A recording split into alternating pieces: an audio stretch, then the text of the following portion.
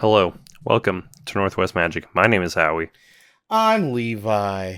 Today we're going to be talking about Aminatou, the Precon Miracle Worker. If you are not a patron, you should check out our Patreon and check out some cool perks we have on there. Support us, give us more money so we can give you guys better content.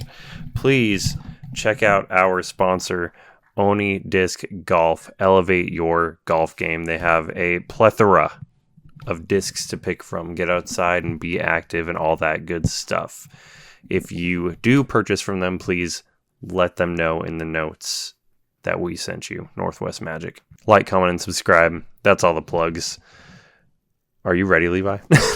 And a quick shout out to our patrons, King Dom and Richard Dilkes. Thank you so much for supporting us as well. With that out of the way, let's get into it. I would love to read Aminatou, Veil Piercer. Let's get it started. For 1 and an Esper, legendary creature, human wizard at the beginning of your upkeep, Surveil 2. Each enchantment card in your hand has Miracle. Its Miracle cost is equal to its mana cost, reduced by 4. That's huge. Yes, it is. That's Howie. huge. So let's just explain what Miracle is, because I think it's like a really niche mechanic that barely anybody knows about. If you've been playing for a while, you know, but they haven't Yeah. printed much in the last 10 years, I don't think. Yeah, so you can cast it. You can cast a card with Miracle for its Miracle cost when you draw it if it's the first card you drew this turn. Each turn. Yeah. Yeah, It yeah, says it can each be. turn. It says this turn, you're right. But Yeah. you definitely need to make sure that you are keeping that card separate, or people are going to call you a dirty, filthy cheater. You do have to be careful with this kind of stuff. I'm sure that, Yeah. most people are going to be chill, but you know what I mean? I'm sure Yeah. there's going to be people like, wait, is that the one you drew? And it's like, yeah, I did, Yeah. So just be cautious of that, especially with players you don't know. So we're going to do the thing that every YouTuber does, except for better. Add 10 cards, cut 10 cards, smooth out this deck, make your experience great. Mm-hmm. Let's talk about our first of 10 ads. Whoa, I don't even know what I'm looking at. Oh yeah, this is one I wanted to add. Estrid's Invocation, because the deck is entirely enchantments, basically. I think that after all of our ads and stuff, we're close to 30, which is good. So, 2 and a blue, enchantment. You may have Estrid's Invocation. Enter the battlefield as a copy of an enchantment you control, except it has at the beginning of your upkeep.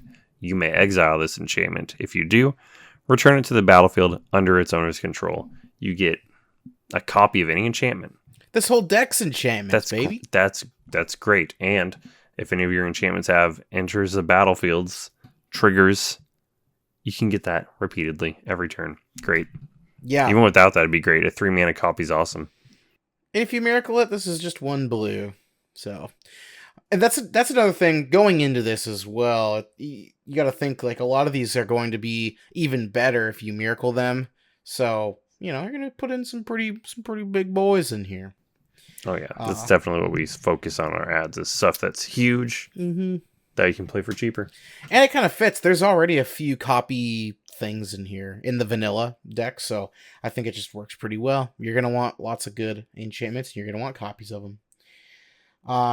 One that I thought the deck needed, both of us did, was a little more removal / interaction that was just better. So Into the Flood Maw. Come on. 1 blue. Yep. Instant. New blue staple. Gift a tap fish.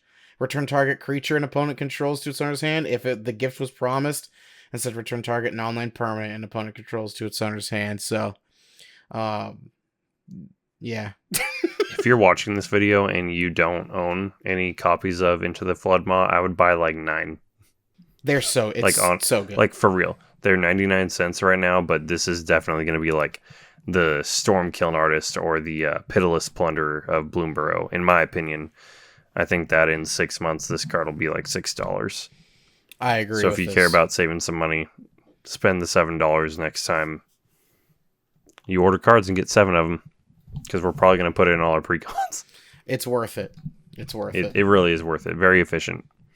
Very efficient. Not much to say about that one, so I'm going to move on to something because I want to talk about things that Estrid's Invocation are good with. So I want to talk about ETB stuff like Overlord of the Flood Pits. We added a few things from the main Duskmourn set, but this is 3 blue for an enchantment creature, Avatar, Horror. It has Impending 4. So if you cast a spell for its impending cost, it enters with 4 time counters. I couldn't see the 4. And it isn't a creature until the last step is removed. It's always an enchantment, though. At the beginning of your end step, remove a time counter from it. When Overlord of the Flood Pits enters or attacks, draw 2 and discard 1. That's amazing, especially if you can copy it with Estrid's Invocation, and then you get ETBs, you get attack triggers on both of them, like a lot. It's pretty cool. Yeah, he's a bit of a no-brainer in here. He's freaking awesome. He's a 5/3 There's a lot of good stuff in flyer. the main set for this deck. Yeah. As you can, I don't think I even said the flying part. He's a flying 5/3. yeah. He's awesome. On top of all that, he's flying 5/3. So I think he's sick. He's awesome. I like all the overlords. All the They're cool. overlords are good, and we put at least 2 of them in here. But I really wouldn't blame you putting all 3 that you're allowed to put in here. Yeah. With that being said, we put the Overlord of the Bale Merc in here. 3 black enchantment creature, Avatar Horror with Impending 5 for 1 and a black. Whenever Overlord of the Bale Merc enters or attacks, you mill 4. Then you may return a non-Avatar creature card or a Planeswalker card from your graveyard to your hand. He's filling up your graveyard a bit. Which is a little bit of a theme here because you got some recursion in this deck. So, yeah, he's just doing what you want to do already, and he's an enchantment. Yeah. So like you can probably just play this for black. Call it good. And he's a 5/5. It's that's pretty tough. Also, from the main set, we added Dollmaker's Shop / Porcelain Gallery. Dollmaker's Shop is 1 and a white. Whenever 1 or more non-toy creatures you control attack a player, you create a 1/1 white toy artifact creature token. I don't think there's any toys in this deck, to my knowledge, so we're good there. No, but it makes the toys. Then Porcelain Gallery is 6 mana. Hopefully that's you just play it for white, you know what I'm saying? Yeah. Creatures you control have base power and toughness, each equal to the number of creatures you control. I like that you can play that for as a first card of your turn, play it for white, and then immediately play the Dollmaker's Shop or use the not activated ability, the special action to unlock the door, because then if you have 3 creatures, attack 3 opponents, make the 3 toys, then all of your stuff is at least power 6/6. So this can get out of control super fast. Good early, good late. Yeah. On both sides. I like this card a lot. This card's sick. I don't know where I would put it, but I want one. Yeah. This would go well with the white Overlord, which he didn't put in here, but Hey, that's the 11th ad, you know what I mean? That's the 11th. If you're not going crazy with your budget, like Rhystic Study and Smothering Tithe, that's the honorable mentions we were going to talk about later. But there they are. Yeah, we decided not to throw in some of the like really clearly no-brainers in here because I don't know. At this point, I feel like you guys already know. Yeah, we did add one expensive card. Yes. You want to talk about that one? It's a good segue. Oh, yeah. He doesn't remember what it is. Yeah. Sensei's Divining Top. For 1 mana. You might already know what this is. It's an artifact. 1, look at the top 3 cards of your library, then put them back in any order. Super good for that top deck manipulation. And then for tap, draw a card, then put Sensei's Divining Top on top of its owner's library. I mean, I don't have to explain it too hard. I mean, Miracle really cares about what you draw next, right? Like your next draw. So Sensei's just helps you deal with that and go, whoa, oh, I want this one on top. Put it there, and then you Miracle it, and you win the game. Yeah, and you just win. You get the one that you need. You get the card that says win. It's really good. It's really good. Yeah. It's just a tool piece to what the deck's trying to do. It is expensive though. An old card we added is called Thought Render Lamia. 4 black, so really black. Isn't that neat? For a 5/3 with Constellation, whenever it or another enchantment enters the battlefield under your control, each opponent discards a card. It's mean, but this deck is a little light on interaction out of the box, and you don't need to worry about interaction if your opponents can't even play their cards. So I think it's sick. If you think it's too mean, add the White Overlord instead. We're giving you so many options to add the White Overlord instead, guys. It's the 11th card. Yeah, this is actually surprisingly open-ended. It's not like crazy open-ended, but there's a lot of options you have with this kind of stuff, which I didn't expect. I think that if Aminatou wasn't a Precon commander, I think that we would see a lot of variety, like out in the wild, of different Aminatou decks that lean into different things, because it is very, like you said, it is very open. I like it a lot. Yeah. Hate the art on this thing, but it's like they just knew, is with the 4 black, they just knew when they made this card years ago that Aminatou was going to come out. They're like, we're going to make this cheaper by 4. For another enchantment, because we want to make the enchantment number high, Boon of the Spirit Realm. 3 white, Constellation, when Boon of the Spirit Realm or another enchantment enters the battlefield under your control, put a blessing counter on it. Creatures you control get +1/+1 for each blessing counter on Boon of the Spirit Realm. So again, it's just pumping those creatures up, because there's actually a surprising amount of creatures in here, and creature generation. So yeah. Hollowed Haunting. 2 and a white. 2 and a white for an enchantment. As long as you control 7 or more enchantments, creatures you control have flying and vigilance. Whenever you cast an enchantment spell, create a white spirit cleric creature token.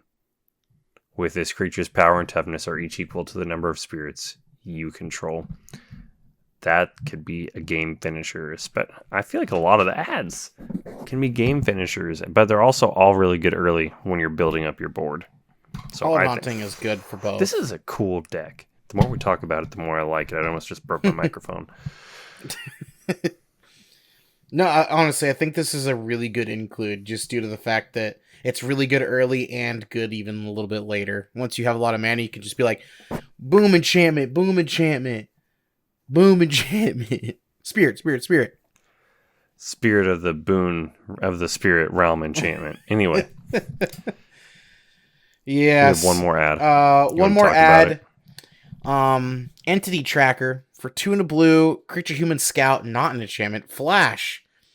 Well, Eerie. Whenever an enchantment you control enters, and whenever you fully unlock a room, draw a card. There's a few rooms in here as well, so it's like just 3, an engine, right? After we added the 1. Yeah. It's an engine. You're playing enchantments. You want some. You want something. I think it's kind of insane that this has flash. I feel like everything that's like this, the Enchantress or like anything, Beast Whisperer, not like in this deck, but like things that do draw you cards when you do things, they never have flash. And this one just has flash. That's amazing. I don't really know why it has it, but it's really good. Yeah, adding flash to anything, I think, is just really good. That's all of it, right? Those are all of our ads that we thought were just the absolute best. Now let's talk about everybody's favorite part of the video. Our cuts. I'm gonna speed run 3 of these really quick. Ready? Okay. Too many lands in the deck. Cut 2 bounce lands. We chose Dimir Aqueduct and Orzhov Basilica. Really? I think every land in the deck is pretty close to equal, so just cut 2 lands. Yeah. Probably keep a blue mana around, like maybe just 1. You know what I mean? So that's 2. And for the third cut, I'm gonna cut Dream Eater. We kind of filled the slot here with Overload of the Baelmerk, except for that one's also an enchantment and it's better. It's 4 mana. It does have flash, but we're not holding up too much mana in this deck. We're using stuff. Flash, flying when it ETBs, Surveil 4. When you do, you may return target non-land permanent and opponent controls to its owner's hand. So it is kind of removal, but this will not be getting blinked ever because it's not an enchantment. And Overlord of the Bailmark is just kind of better for the same sort of surveilling and or it's more, milling, whatever. yeah. Overlord of the Bailmark's just simply more focused. This isn't an enchantment, so Yeah, but, definitely better in a blink shell, but not here. Yeah, agreed. And some more interaction that I just straight up replaced with Into the Flood Maw was Utter End. It's 2 white black for exile target non-land permanent. I'm sorry, this one just doesn't cut it. Like, it just doesn't. 4 mana, especially with how much ward is getting put on absolutely everything now, is so useless. It turns this into like a 6 mana destroy, like, or exile something. Like, you can't be spending 6 mana, 7 mana on something. You can't do that just to remove something. Yeah, it is flexible, but there's also the 3 mana version that's like the same thing, but you lose 2 life. So if you wanted that instead, I wouldn't blame you. I would say it's even better. Yeah. Do you know what I'm talking about? I'm trying to kind of sandbag. Oh, it's right there. It's alphabetical order. Anguish Unmaking. Same thing, but better. 3 life. Still good. Yeah. Anguish Unmaking. I mean, I'd if you're still trying just to do a run 1 for 1, Gift. but I think Into the Flood Maw is probably... Into the Flood Maw is just simply better, and it's only 1 mana. I wouldn't... It's like adjacently better, because exiling is better than bouncing, typically, but... We went for the bounce route. I don't want to go on record saying that exile is worse. Oh, no, well, yeah, sorry. Exile is not worse than bouncing, but for 3 extra mana, it's not worth it. Phenomenon Investigator sucks, right? So it's 2 blue and a black for a human detective, not even an enchantment. It's a creature, 3/4. When it enters, choose Believe or Doubt. I doubt this is a good card. Believe whenever a non-token creature you control dies. Hopefully our stuff is not dying. I don't want my stuff dying to be part of a game plan when we're not playing Aristocrats. Create a 2/2 black horror enchantment creature token. You do make enchantment creature tokens. Not worth it because your stuff's not going to be dying. Hopefully. Doubt everything. At the beginning of your end step, you may return a non-land permanent you own to your hand. If you do, draw a card. I don't want to be doing that either. Like, yeah, I can understand this being in here, you know, you're surveilling and all that, but it's just not enough. Yeah, I mean, even if you pick Doubt to draw cards, it's not going to be it will never be the first card you drew that turn because that your end step. Yeah. It's not worth it. I don't like this card at all. I couldn't imagine putting it anywhere. I'm going to sneeze really hard.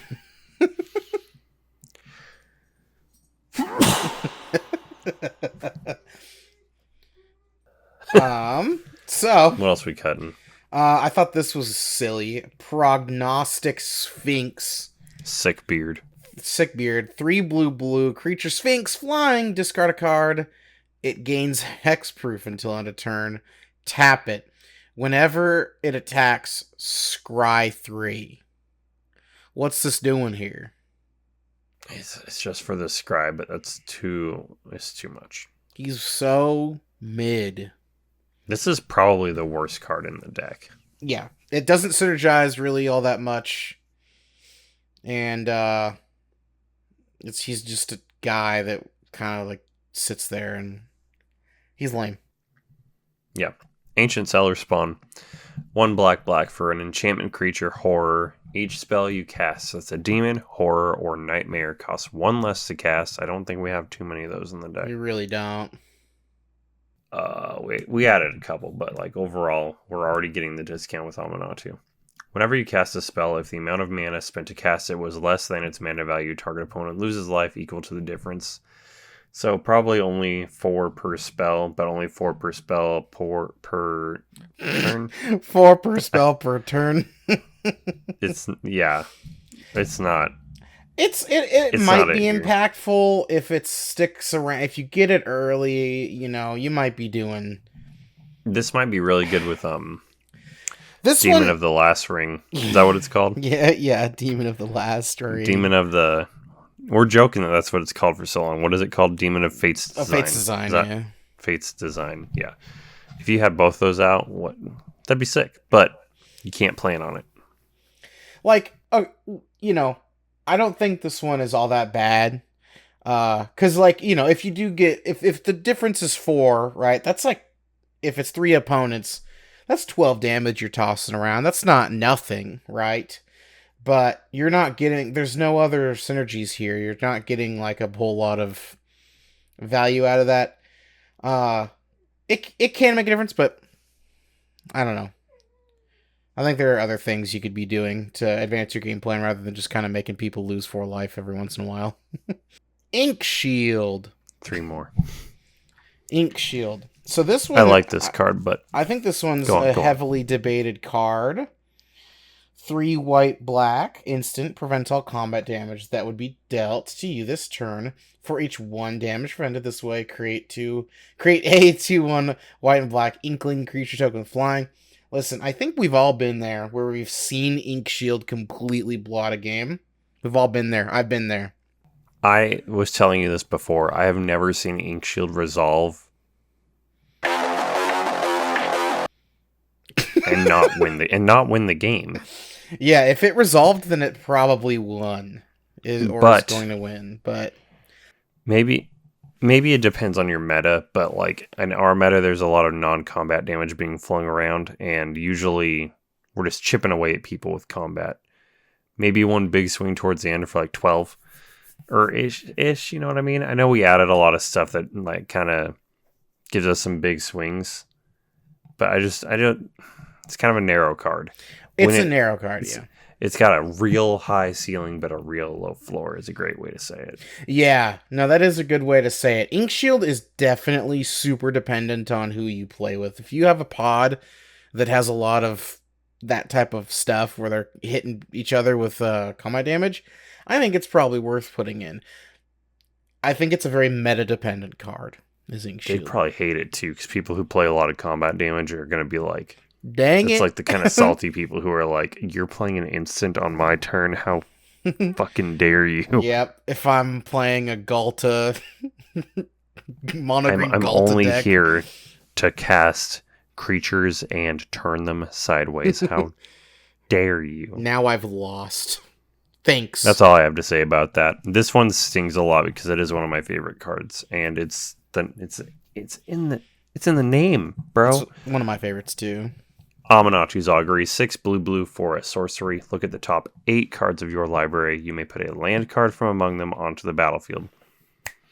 So you bend and snap. Until end of turn, for each non-land card type, you may cast a card of that type from among the exiled cards without paying its mana cost.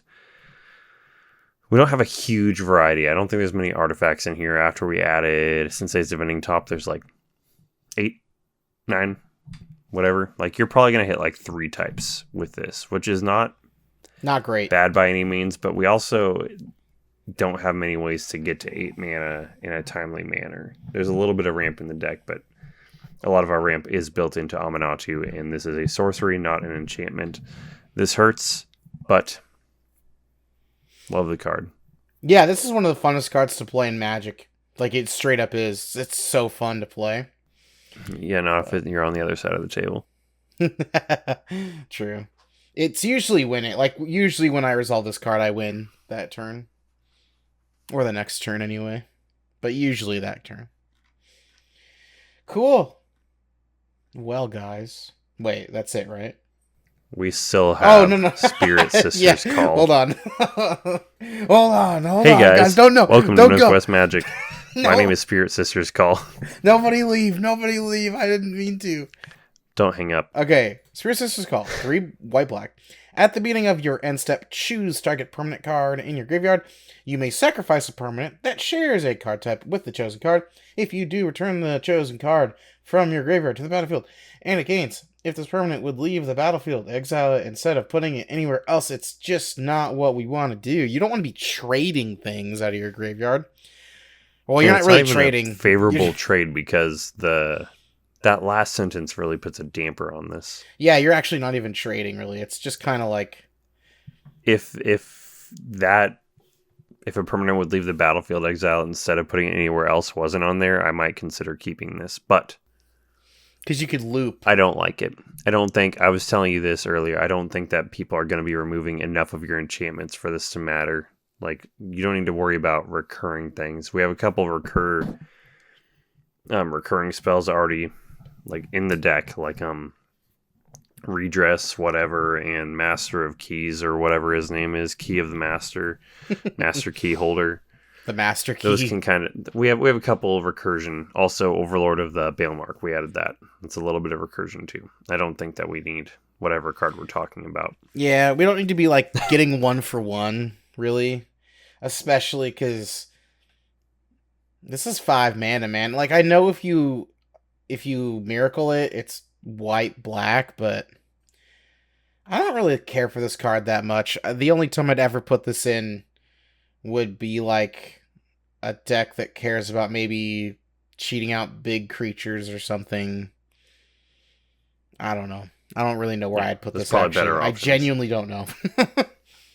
Yeah, so instead of casting this for white-black, you can cast, like, Overlord of the Floodpits for blue-blue. And he gets you cards, and he's a big guy. And he'll discard you cards that you can use Spirit Sisters Call for. Just kidding. That's the video. Bye.